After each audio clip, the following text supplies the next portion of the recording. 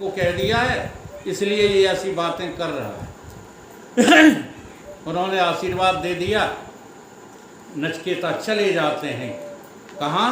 धर्मराज के। हाँ, कहाँ है धर्मराज का घर? चलना है? किसी को मंजूर है? धर्मराज का घर कहाँ है? अरे गुरुदेव गुरुदेव ये रट रहे हो। धर्मराज का घर है अपनी इस गृहस्थी का त्याग। जी हाँ, मर जाओ घर वालों के लिए, भलाई चाहते हो। अगर ऐसे ही पुदकते रहोगे तो पिटोगे बाजार के भाव। हमारा प्रवचन ऐसी भाषा में होता है। सारी दुनिया के लिए मरना सीख जाओ, यही धर्मराज का दरबार है। 3 दिन तक भूखा प्यासा खड़ा रहा धर्मराज के घर पर, लेकिन धर्मराज आए नहीं। धर्मराज की पत्नी ने उस बालक का जो है सत्कार किया, पानी आनी का पूछ लिया, आदर सत्कार किया। 3 दिन बाद धर्मराज आए। तब उनकी पत्नी ने बताया कि एक बड़ा ही जो है विदुषी बालक, विद्वान बालक आपकी जो है शरण में आया है और आपने जो है 3 दिन लगा दिए। अब इस 3 दिन के एवज में उसे कुछ न कुछ देना पड़ेगा। तो धर्मराज ने जाकर के नचिकेता से क्षमा मांगी और कहा कि हे बालक, तूने मेरे लिए बहुत कठिन तप किया है। अब हम लोग तप करते हैं कि नहीं करते? देखो, यहाँ आना, सत्संग का सुनना, भूखे प्यासे बने रहना, लेकिन भीतर से प्रसन्न रहना, ये तप हो जाएगा। ठीक है? और कुरकुराते रहो, देर हो रही है। अब देखो वकील साहब की तो आदत पड़ गई है देर करने की। भीतर जो है बड़ा ही जो है घबराहट है। तो ये तप नहीं है। ऐसे तपस्वी बालक के तप के अधीन कालदेव भी नतमस्तक हो जाए। तुम्हारे नतमस्तक मौत हो जाएगी। जिस मौत से तुम डरते हो ना, वो तुम्हारा दरवाजे पे खड़ी खड़ी लौट जाएगी, तुम्हें पूछेगी नहीं। लेकिन शर्त यही है, ये कोरी बातें कर लेने से काम नहीं चलेगा। इस चीज की अनुभूति हो जाना चाहिए। अब जब जो है बालक को उन्होंने जो है कहा कि 3 दिन हम तुम्हारे व्यर्थ गए हैं, इसलिए मैं घोषणा करता हूँ कि तुम कोई 3 वरदान मुझसे मांग लो, जो तुम्हारी इच्छा। तो सबसे पहला वरदान वो बालक मांगता है। अच्छा, तुम क्या मांगोगे? ईमानदारी से बताओ। यदि जो है अंतर्यामी भगवान काल के रूप में तुम्हारे सामने आ जाएं, ये कहते भैंसा पे चढ़ के आएंगे,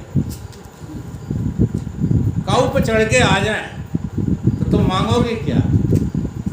अब जरा देखो इस बालक की समझ।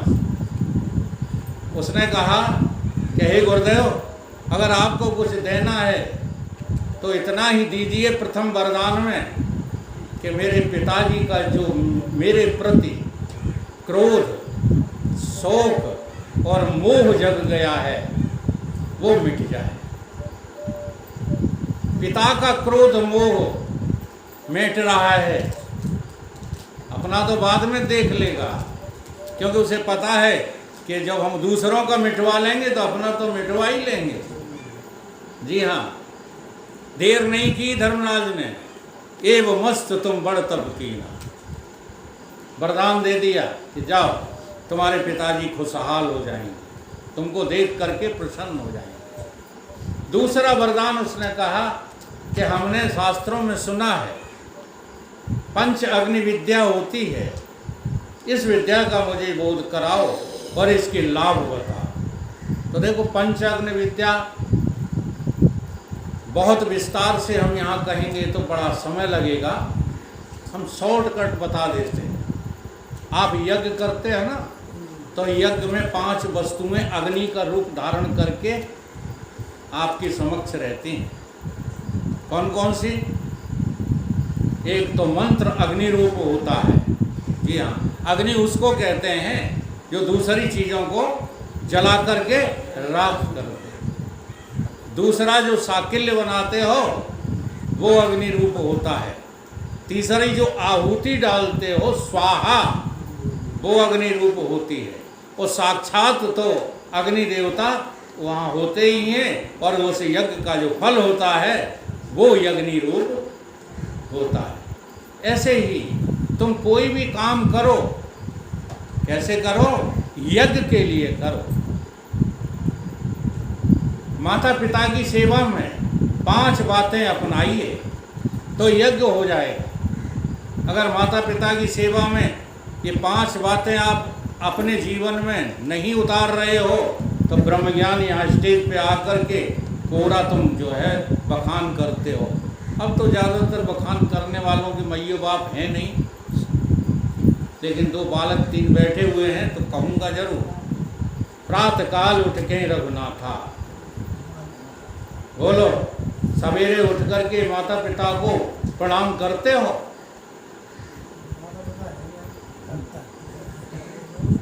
हाँ, सवेरे प्रातः उठ करके सबसे पहला काम। अब इन्होंने कह दिया माता पिता है नहीं, जरा ध्यान देना, इनकी समस्या हल कर दें। फोटो है उनके कि नहीं है?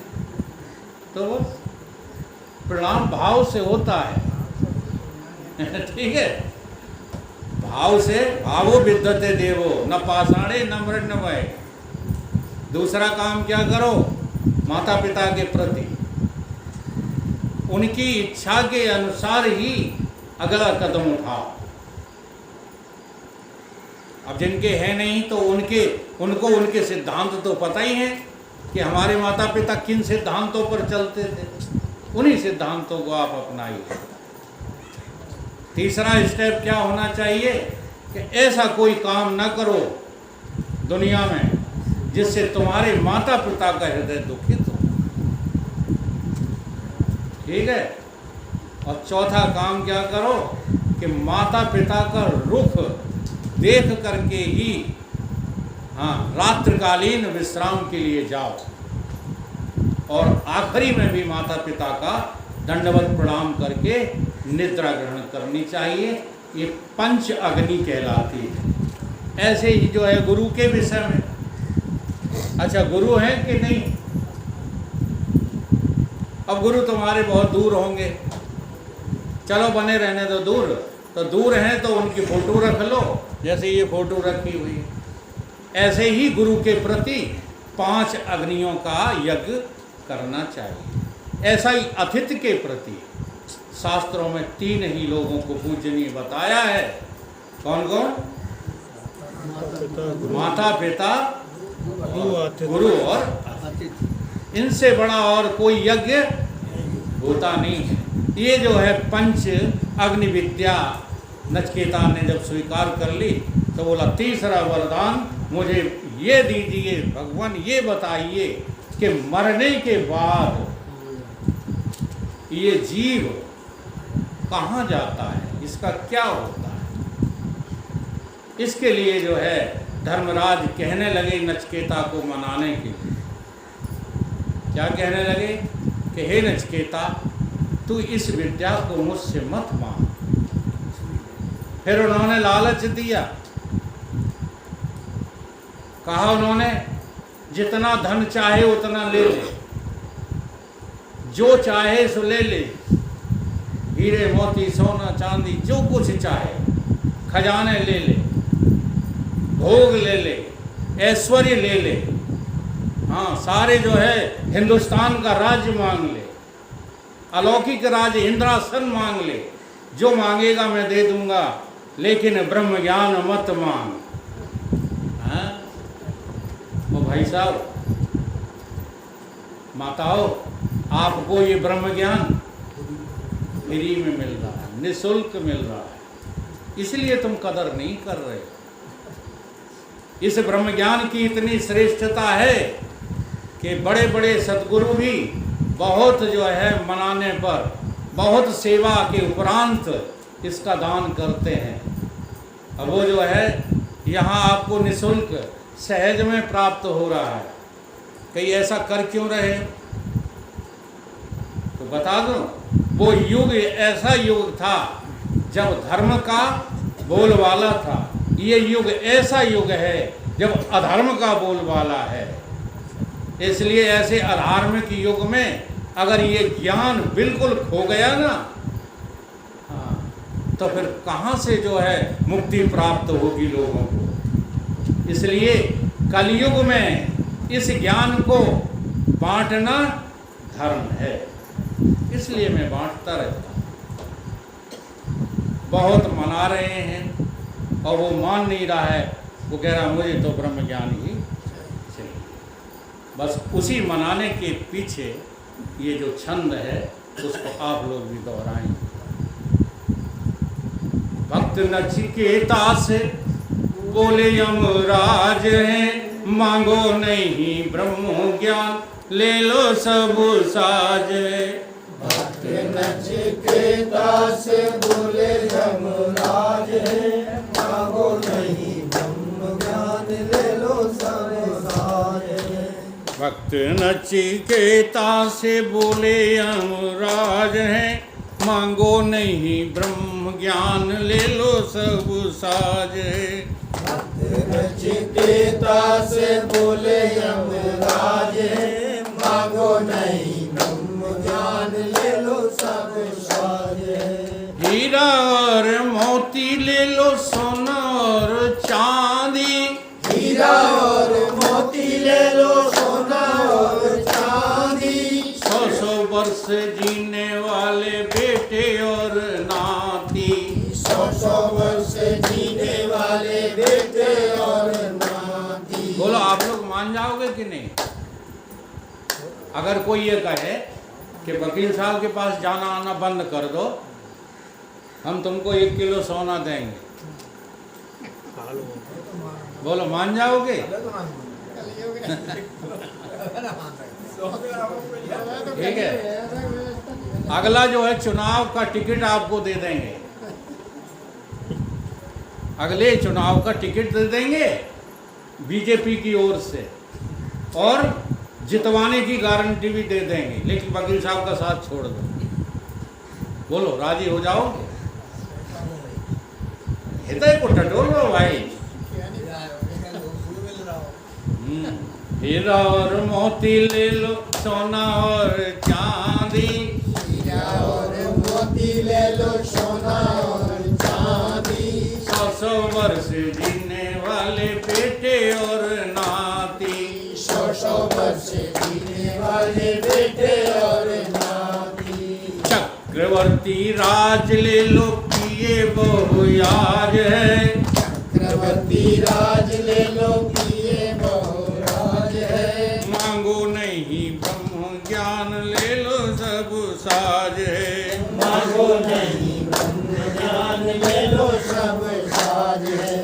चक्रवर्ती राज ले लो, नाना रथ बाज है। चक्रवर्ती राज ले लो, नाना बाज है। मांगो नहीं ब्रह्म ज्ञान, ले लो सब साज है। मांगो नहीं ब्रह्म ज्ञान, ले लो सब साज है। ले लो गान तान वाली अप्सराएं सारी। ले लो गान तान वाली अप्सराएं सारी। प्रेम से ले जाओ करें सेवा ये तुम्हारी। प्रेम से ले जाओ करें सेवा ये तुम्हारी। प्रेम से ले जाओ करें सेवा ये तुम्हारी। प्रेम से ले जाओ करें सेवा ये तुम्हारी। स्वर्ग के ये साज मिले किए बहु याज हैं। स्वर्ग के ये साज मिले किए बहु राज है। मांगो नहीं ब्रह्म ज्ञान, ले लो सब साज है। मांगो नहीं ब्रह्म ज्ञान, ले लो सब साज है। ब्रह्म ज्ञान सूक्ष्म अत कहते कठिनाई। ब्रह्म ज्ञान सूक्ष्म कहते कठिनाई। ले लो दीर्घ जीवन ऐश्वर्य सुखदाई। ले लो दीर्घ जीवन ऐश्वर्य सुखदाई। भावे सो ले जाओ पूर्ण सब काज है, भावे सो ले जाओ पूर्ण सब काज है। पर मांगो नहीं ब्रह्म ज्ञान ले लो सब साज है, पर मांगो नहीं ब्रह्म ज्ञान ले लो सब साज है।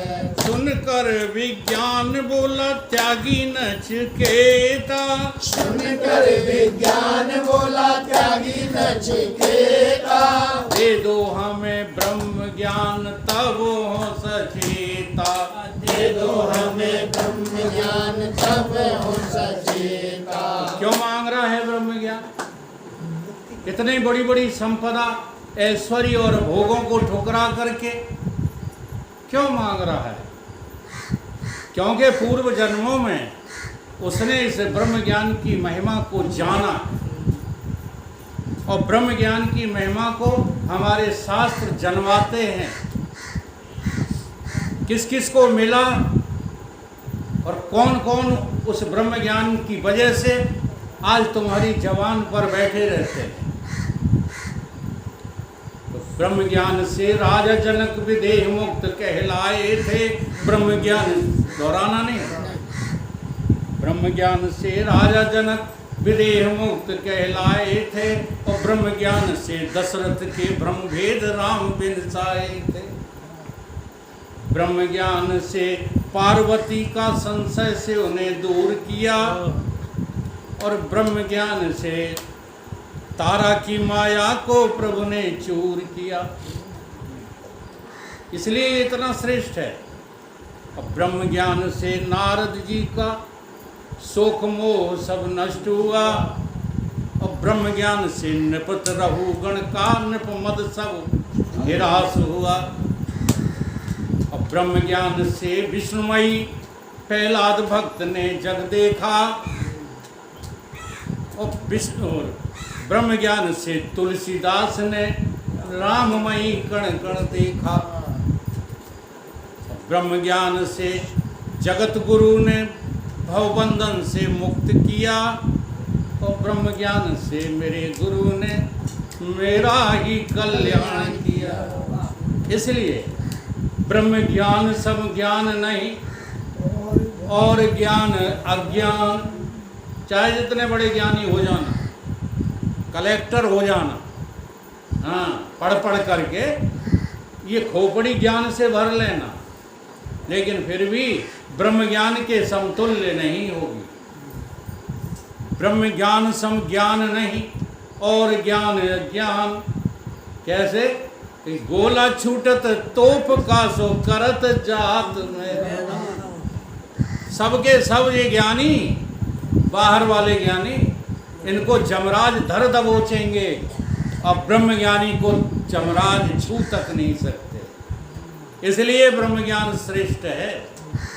अभी हमको यही नहीं पता है कि मौत किसको आती है, कौन कष्ट में रहता है। ये शरीर थोड़े ही जो है मरता है, तुम मरते रहते हो, तुम जन्मते रहते हो। एक बार शरीर मरा, फिर दूसरा पकड़ लिया, दूसरा फिर मर गया, तीसरा फिर पकड़ लिया।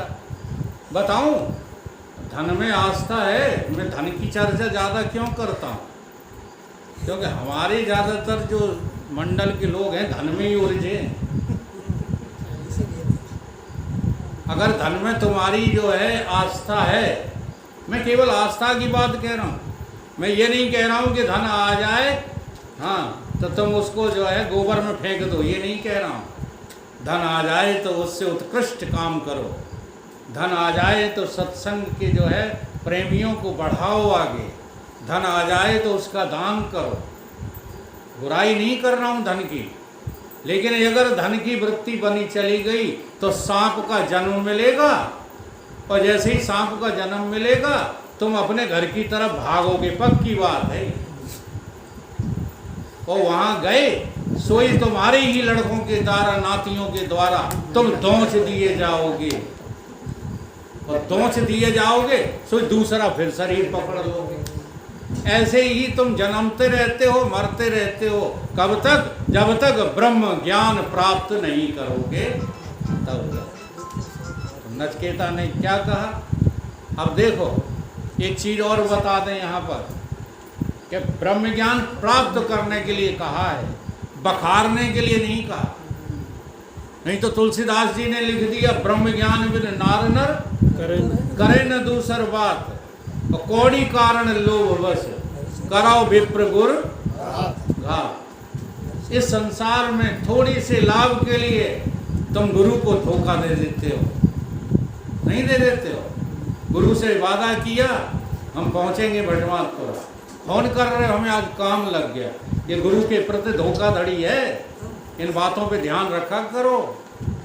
हमसे तो कह जाते हैं हम आ जाएंगे, फिर किसी न किसी बस में हो गए कि नहीं। तो ये गुरु के प्रति क्या है? धोखाधड़ी, दगाबाजी, ये सब करना छोड़ो, तब तुम गुरु की शरण ले पाओगे, नहीं तो बड़ा मुश्किल है। कौड़ी कारण लोभ वश करो विप्र गुरु घात। तुम घात करते रहते हो केवल इस संसार की वस्तुओं के लिए। या फिर क्या करते हैं? बाधहि सूत्र दुजन संग हम तुम तय कछु घाट। यहां देखो सूत्र शब्द से किसी जाति का लेना देना नहीं है। बकवास करते हैं शूद्र लोग, क्या कहते हैं? हम तुमसे कुछ कम है क्या? कौन है शूद्र? जो इस देह को मैं मान रहा है अभी वो शूद्र है, और जो देह को मैं मान रहा है वो बात किससे करते हैं? जो आत्मा में जी रहा है, जो ब्रह्म में जी रहा है। और उससे क्या कहते हैं कि हम तुमसे कम थोड़े ही हैं वकील साहब, हाँ? और जी कहाँ रहे हो? शूद्रता में। बात कहाँ की कर रहे हो? ब्रह्म की। हम तुम तय कछु आठ। कहीं कैसे? कहीं ब्रह्म जो जाने सो विप्र बर आंख दिखावे डांट। रोजाना चले आते हैं बड़े बड़े विद्वान, आंखें दिखाते हैं हमें। हाँ, तुम ही अकेले नहीं हो ब्रह्म ज्ञानी, हमें भी कुछ आता है। क्या आता है तुम्हें? कंधा पे जीव डाले फिरते रहते हो संसार के भोगों को जो है प्राप्त करने के लिए। तुम्हें आता है कुछ? जब ब्रह्म ज्ञान हो जाता है ना, तब ये संसार अपना स्वरूप दिखने लगता है, संसार नहीं दिखता। इसलिए नचकेता कह रहा है दे दो हमें ब्रह्म ज्ञान तब हो सचेता। हमें ब्रह्म ज्ञान तब हो सचेता। हमें नहीं चाहिए विनाशी गाज बाजे। हमें नहीं चाहिए विनाशी गाज बाज है। हमें नहीं चाहिए विनाशी गाज बाज है। हमें नहीं चाहिए विनाशी गाज बाज है। दे दो हमें ब्रह्म ज्ञान।